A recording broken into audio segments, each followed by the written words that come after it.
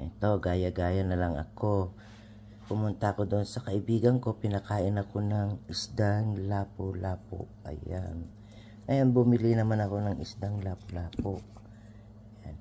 Isang piraso lang ang binili ko gawa ng ito. $33 ang isang isda. Ayan. Kaya magluluto tayo ng lapu-lapu. Na isda na may ito sinigang. Ayan.